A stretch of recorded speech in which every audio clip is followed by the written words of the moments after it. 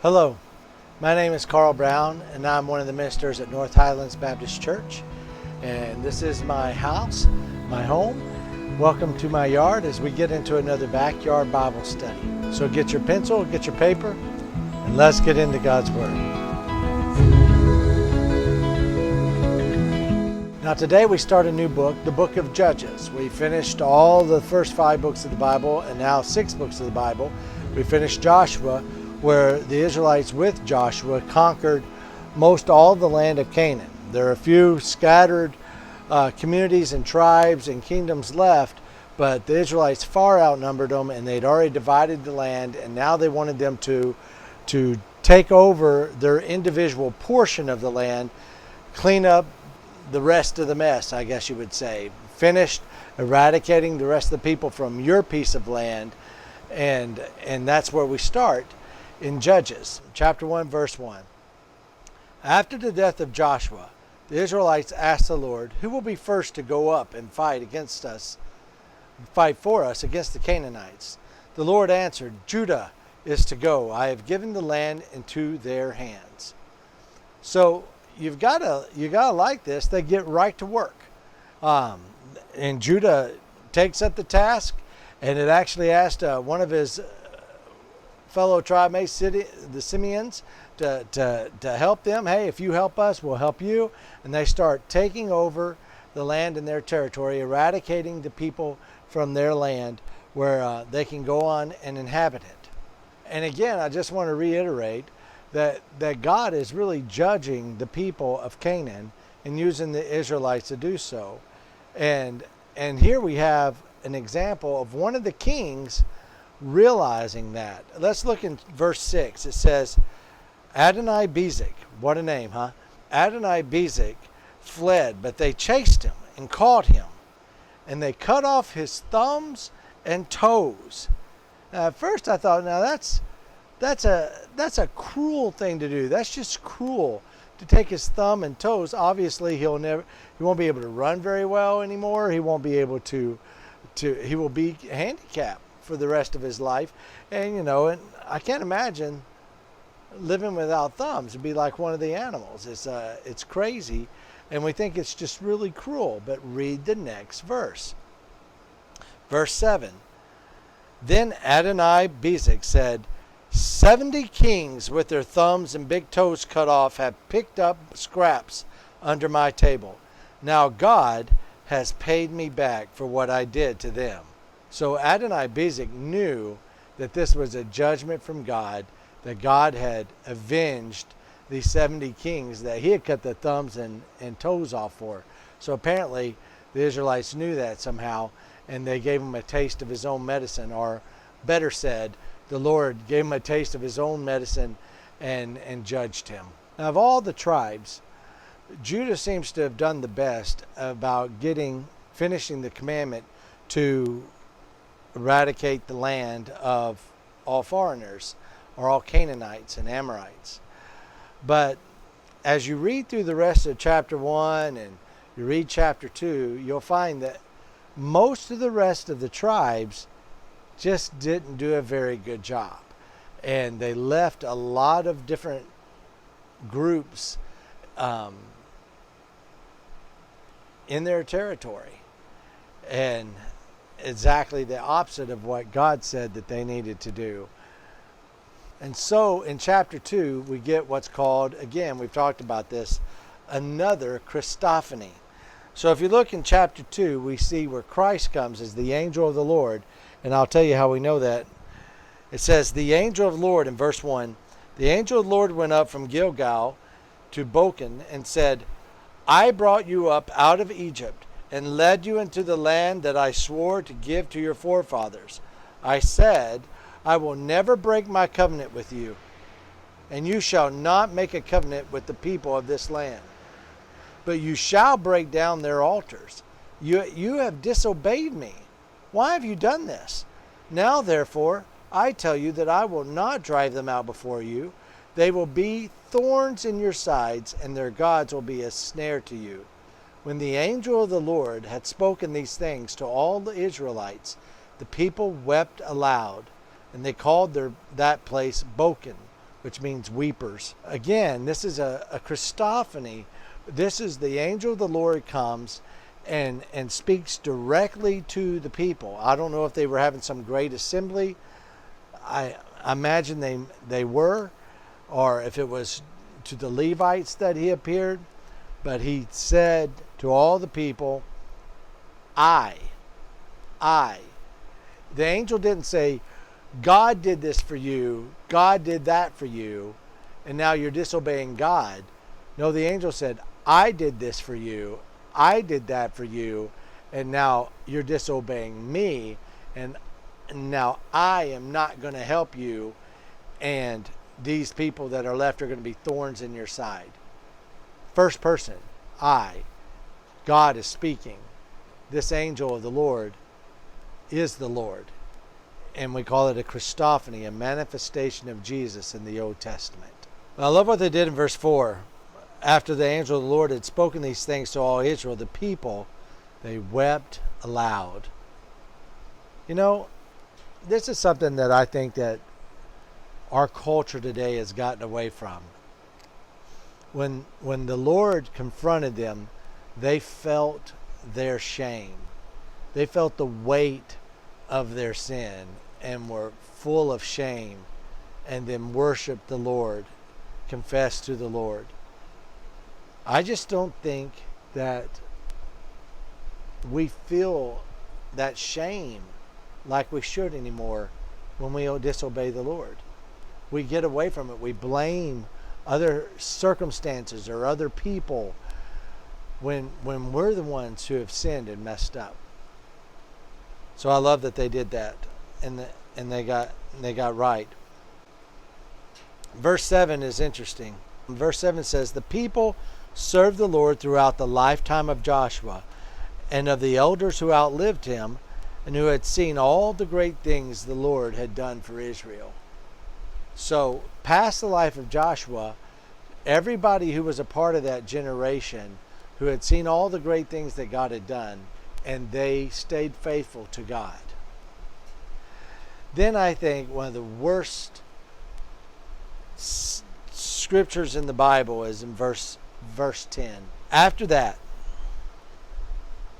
the whole generation had been gathered to the fathers. Another generation grew up who knew neither the Lord nor what he had done for Israel. Then the Israelites did evil in the eyes of the Lord and served the Baals. They forsook the Lord, the God of their fathers, who had brought them out of Egypt, and they followed and worshipped various gods of the people around them. They provoked the Lord to anger, because they forsook him and served Baal and other Ashtoreths. So what we have going on here, it's absolutely hard for me to believe that these people who had seen all these great things happen that the Lord had done for them, that they didn't tell their children. How could you not raise your children up to know these things? It's a huge, huge failure.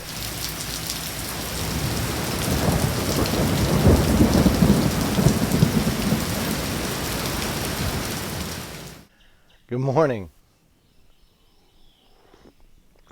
All right, where were we?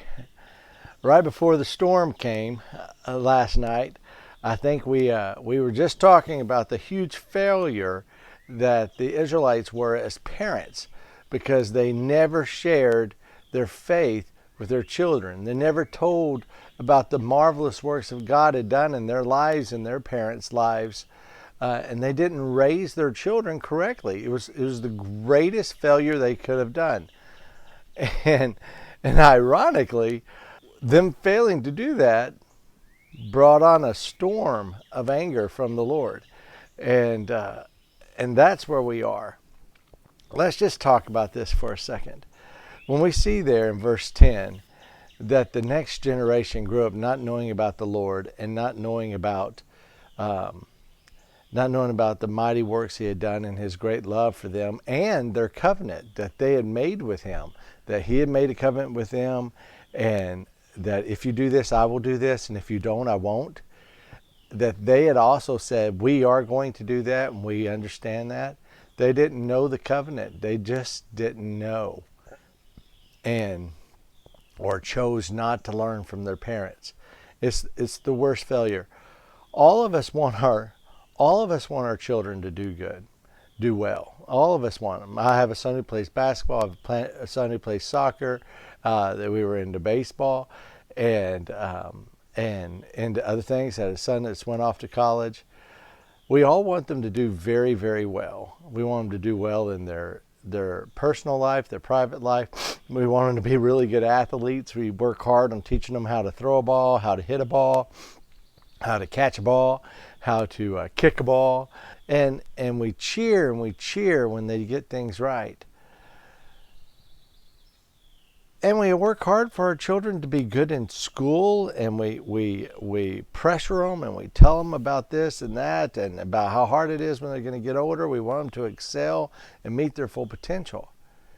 All those things are good and fine, but they're not the most important thing.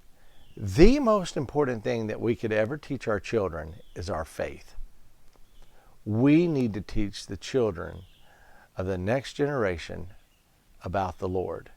We need to make sure, at the very least, that we teach our children as parents about our God and what He means to us, and how wonderful He is and how great He is. So how could they have fallen, and how could they have failed so badly? Well, I'm going to show you. It's actually in chapter 3 of Judges, verse 5. The Israelites lived among the Canaanites, Hittites, Amorites, Perizzites, Hivites, and Jebusites. They took their daughters in marriage and gave their own daughters to their sons and served their gods. Now this is what God had warned them of, and Moses had warned them about, and Joshua had warned them about. It said, eradicate these others from the land, remove them from the land. Whether by battle or by force, because they are going to be a snare to you. It's been said many times. The angel of the Lord just said to them that they are going to be a snare to you. They're gods. And let me tell you, the greatest pressure that will come to somebody is pressure given by their spouse, by someone that they love, someone that they're married to. And so here we have a parenting situation where the parents don't believe in the same God. And that's why these children didn't grow up knowing the Lord and serving the Lord, because they had a parent that was against it, a parent that was teaching them another way, and then they had a soft parent who just went along with it and didn't want to make waves. And so they failed. They failed miserably. And just like last night when I was sitting right here and I heard it coming, you can hear the storm coming that's going to happen to the Israelites. And what we see happens is this great pattern that's going to go all through Judges and through most of Kings. And so for the next several books we have that we're going to be going through in the Old Testament, we're going to see this pattern. And the pattern is basically Israelites sin and they turn away from God and serve other gods. They are judged. Then they repent and confess and cry out to the Lord. And the Lord gives a deliverer and He forgives them. And then they have peace for a generation or two. And then they start over and the thing just goes over and over. So here's my first point for tonight.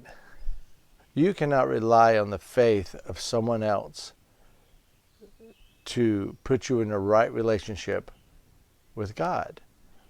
It has to be your own faith. It has to be your own belief. And you need to impress that on your children. All of my children, I've told this to them, especially at the most important times in their life. And I say, you know what? It's time for you to make this faith your own faith. Not just the faith of your father, not just the faith of your mother. This needs to be your own. This needs to be who you are and what you believe, not what your father and your mother believe. It's what you believe. It's a point of decision for you. You need to own it. It needs to be a part of who you are. and what you are, a child of God. So own your own faith. And then share it, declare it, promote it, wear it, put it everywhere that you can. Your children and your children's children are your greatest responsibility. You tell them about the Lord. You make sure they know about the Lord. And I heard it said the other day, and I agree with this totally. We're in a culture and we're in a world now where our children are going to have a much more difficult time living a life of Christ than we did. It was more difficult for me probably than my parents, but certainly going to be more difficult for my children and my children's children. So encourage them. And in your church, serve and help and be a part of the youth program and the children's program. Support them financially. Support them physically. Be a volunteer. Do everything you can to help teach the next generation and show them that your faith is a real faith and a living faith that they'll want to have in their lives. All right, so that's the introduction into Judges. Except for this, what is a judge? When we're talking about judges, and we're going to talk about how the Israelites followed these judges, and there were several of them. Well, the main thing is that it's synonymous. It's synonymous. Synonymous? It's synonymous. I can't say the word. It's synonymous. Synonymous. The judge is synonymous. Synonymous. Judge is synonymous with the word leader. He's the leader, or she's the leader of the people. Now, they had different characteristics. Different judges had different abilities, but almost always they were, they led the people to deliverance, whether by wit or through war and being a warrior. They were prophets. They were judges. They actually did judging, and we'll see that with one of the judges we look at today. So that's what judges are, and these first 5 chapters. Now that we've done our introduction, there are 3 women and there are 3 men that are of note, and that's kind of the interesting thing now, because we're going to be covering large swaths of time as we keep moving through the life of the Israelites, because it all fits into that pattern that I told you about. So sometimes we're going to see just people who are of note, people who did something so noteworthy that it made Scripture, that they wanted to make sure that passed on down the line, and of course the Lord wanted us to have record of, where we could learn lessons from it. The first one is a very smart woman, and let's look at that. In chapter 1, verse 12, we get the reiteration of what happened when Caleb was given the opportunity to take over Hebron. And so he did, and he was conquering Hebron, and he got to one place that was well fortified, and he said he was going to give his daughter, Aksa, to whoever could take over this one city. And a family member took over the city, so he gave his daughter to him in marriage. But his daughter, Aska, came back to him after they were married. In verse 14, it says, one day when she came to Othniel, she urged him to ask her father for a field. When she got off her donkey, Caleb asked her, "What can I do for you?" She replied, "Do me a special favor, Dad. Since you have given me the land in Negev, give me also springs of water." Then Caleb gave her the upper and the lower springs. Why is that of note? I don't know exactly, but it was very uncommon for a woman to speak up in these days. But I just think that, her husband was the warrior, but may have been the brute, but she was the brains. And she knew that she needed more than just a field or some land. She needed water for that field. She was the industrious one, the thinker, and her family. And she used the favor she had with her father to get things done. That's just something of note. I thought it was interesting that was thrown in there, that Aska was the daughter of Caleb, was a smart, business-minded woman. And so she was the brute and the brains. She was the brains. Then there's another man of note. Now, like I said, it's now going to be set up into where there were judges over Israel, and it just goes through the different judges in Israel, and there are several of them. But the third judge was a guy named Shamgar, and he's interesting. We really just have basically one sentence about Shamgar in chapter 3, verse 31. It says, after Ehud, who we'll talk about in a minute, came Shamgar, son of Anath, who struck down 600 Philistines with an ox goad. He too saved Israel. That's all we know. All we know is that Shamgar was a mighty man. He was mighty man. And God, the Spirit of the Lord had come on him, and he was given mighty ability as a warrior.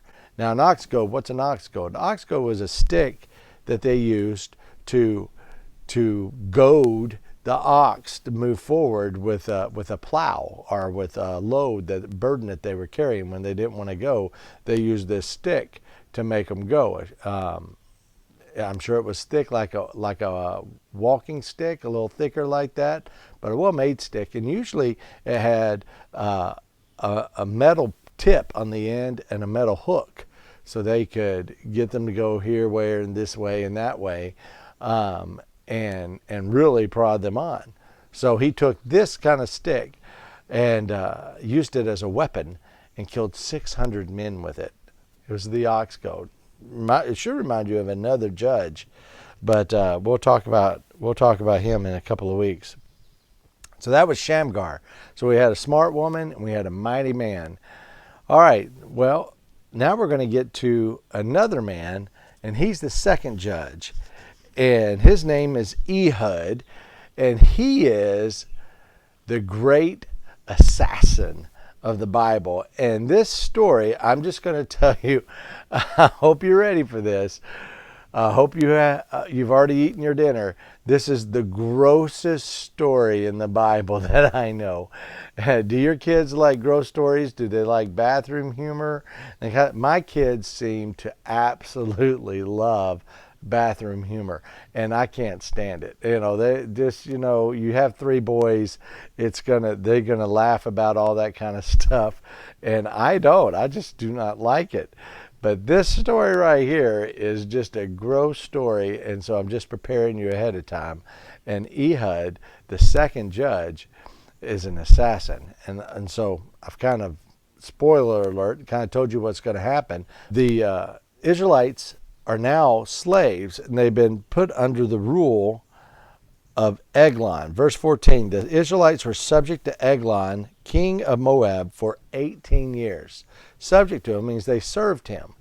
So they had to pay him every year a great amount called a tribute, or we would call it taxes. They had to pay great taxes to him. They were subject to him. And look at verse 15. It says, again, the Israelites cried out to the Lord. Here we go again. We're in the pattern. Again, the Israelites cried out to the Lord, and he gave them a deliverer, Ehud, a left-handed man, the son of Gera, the Benjamite. The Israelites sent him with tribute to Eglon, the king of Moab.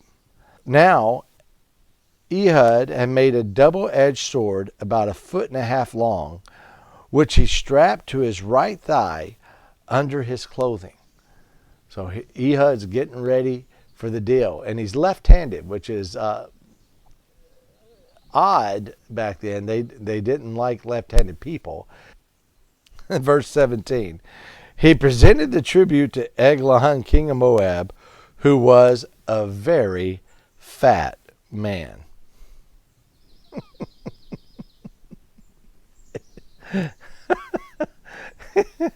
It doesn't get more blunt than that, eh? Not only was he fat, he was very fat. Now, why would that be mentioned? You're going to see, because it's relevant to the rest of the story. Here we go. Ehud had brought the tribute, the taxes, which everybody hated to give, which was a better portion of what they earned every year. They're bringing it to Ehud, and he comes in, and here is Eglon, this very fat ruler. After Ehud had presented the tribute, he sent on their way the men who had carried it. At the idols near Gilgal, he himself turned back and said, I have a secret message for you, O king. Now, that gets your attention. That really gets your attention. Okay, what has Ehud got to tell me? Is there somebody in my court that's doing something wrong? Is he going to spill the beans on somebody else? What's going on? There's this secret message for me. It got his attention, and so the king said, "Quiet, and leave me." And he had all of his attendants leave. So then Ehud approached him while he was sitting alone in the upper room of his summer palace and said, I have a message from God for you. Now, I think that scared the king because he started to get up, this very big man.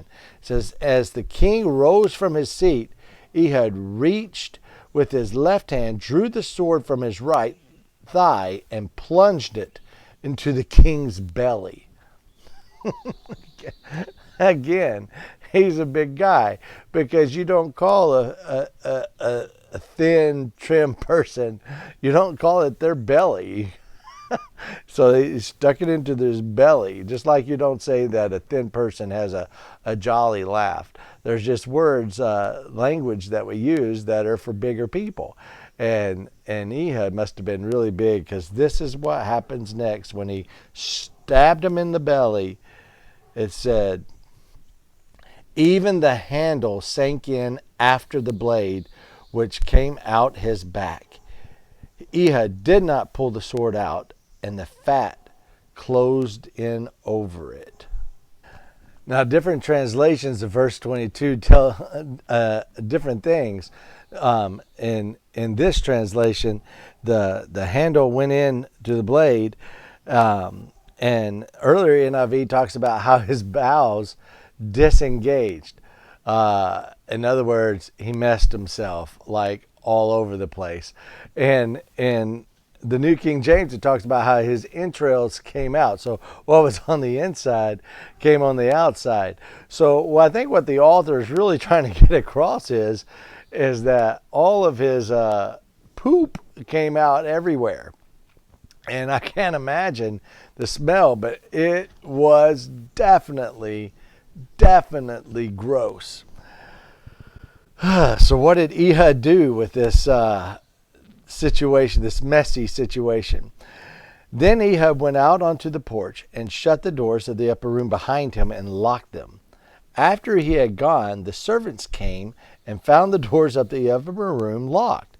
They said, he must be relieving himself in the inner room of the house. So why do you think, just because the doors were locked, that they thought he was relieving himself, going to the bathroom?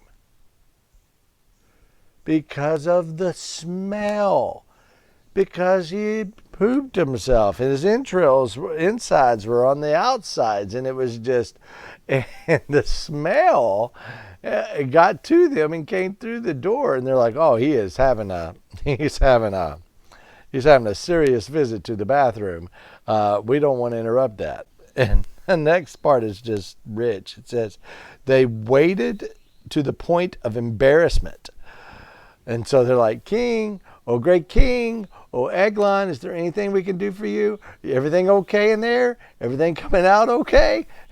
They just keep at, and they waited and waited until they were embarrassed, and finally they got the keys. They unlocked the door, and they saw him, the Lord, fallen to the floor, dead. And the amount of time that it took them to finally get past that and get in there and see that he was assassinated was the amount of time that Ehud needed to get out of there and get troops together and go attack Moab. And by the end of the day, they had taken over Moab, and the roles were reversed, and now Moab was subject to the Israelites. Interesting story, isn't it? So there's a brave assassin that we have there. Just the second judge of Israel. And then we see in the last verse of that story, verse 30, the land had peace for 80 years. So a full generation there, or 2 generations, some may say. And that brings us to chapter 4 and the story of Deborah. The story of Deborah is an incredible thing. It involves another man of note and involves another woman who was amazing. So Deborah is our singing prophet and our wise judge. Deborah, this woman in the Bible. Now, it was very uncommon for a woman to be in charge in these days, but there's nothing said about that.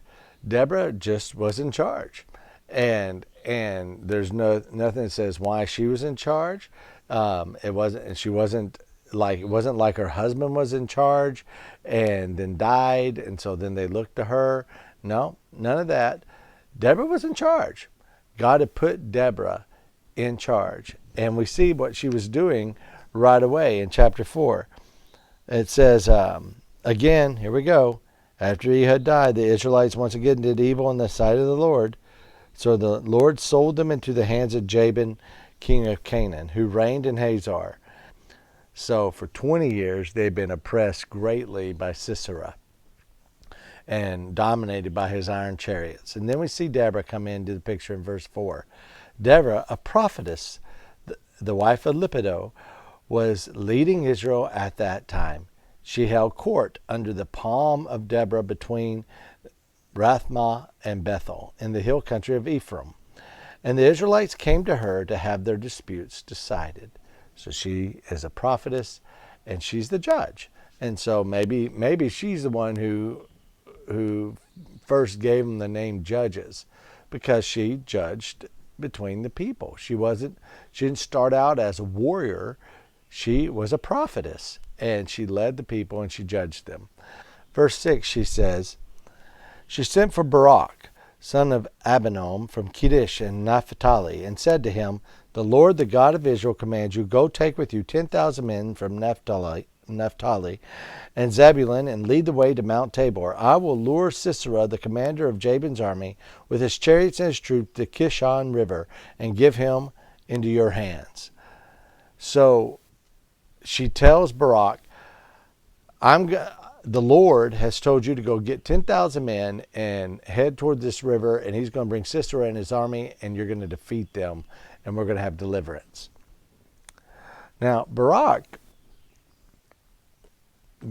is a reluctant general.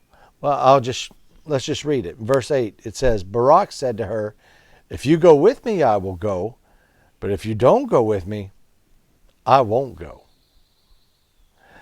So why do you think Barak was such a reluctant general? I don't know. Maybe he wasn't a general at all. Maybe he was a farmer. Maybe he was maybe he was an old man. Maybe, I don't know. But for whatever reason, he felt that Deborah had power, and she had presence, and she had the Lord with her, and he didn't want to go anywhere without her. Maybe he was insecure in his faith, or insecure in his life, maybe sin in his life, in his position with the Lord. But he believed Deborah had that going on and wanted her with him, because he wanted, through Deborah, to have the Lord with him. He didn't have enough faith. I don't think he was just being humble. I think he was scared. And so he wanted Deborah to come with him. And she says, very well. Deborah said, I will go with you. But because of the way you are going about this, the honor will not be yours, for the Lord will hand Sisera over to a woman. So Deborah went with Barak to Kadesh, where he summoned Zebulun and Naphtali. 10,000 men followed him, and Deborah also went with him. So he did go, and he did recruit the men, and he did head towards battle, but he did it with Deborah. And so he didn't get the glory. He's not going to get the glory. Does Barak care about that? I don't know. Not too much, but he just wanted to make sure Deborah was with him, and so she went. And then God gave them a great victory. They came against Sisera and the man with all these 900 iron chariots, and they gave them a great victory and ended up routing them. That iron chariot wasn't doing Sisera much good, and so he actually, in the battle, had to get off the chariot and running for his life on foot. And so that brings us to our third woman. So far we've had a smart woman, we've had a singing prophetess, a judge, and we've had three men of note. We've had Shamgar, the warrior, we've had Ehud, the assassin, and we've had Barak, the reluctant general. But now we come to our last character in this story, and that story is Jael. Let's go to verse 17. Sisera, however, fled on foot to the tent of Jael, the wife of Heber the Kenite, because they were friendly relations between Jabin, king of Hazor, and the clan of Heber the Kenite. Jael went out to meet Sisera and said to him, "Come, my lord, come right in. Don't be afraid." Verse 19. "I'm thirsty," he said. "Please give me some water." So she went and got him some water. No, that's not what she did. Look what she did. She opened up a skim of milk and gave him a drink and covered him up. So she gave him milk and she gave him a blanket and made him nice and warm and cozy. And he's tired and he's exhausted, and she covers him up. "Stand in the doorway of the tent," he told her. "If someone comes by and asks you, 'Is anyone here?' say no." But Jael, Heber's wife, picked up a tent peg and a hammer and went quietly to him while he lay fast asleep, exhausted. She drove the peg through his temple into the ground, and he died. Wow.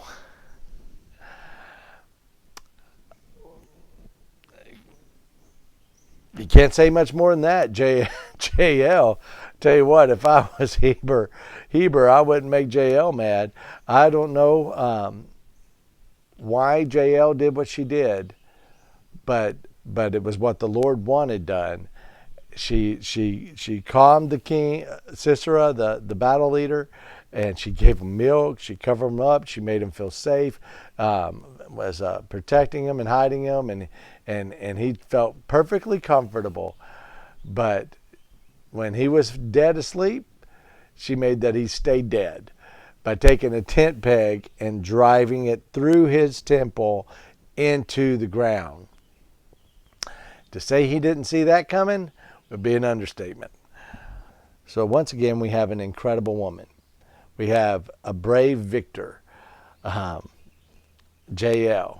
So that's quite the story that we get from Deborah, Barak, and Jael, and incredible characters that we see this happening.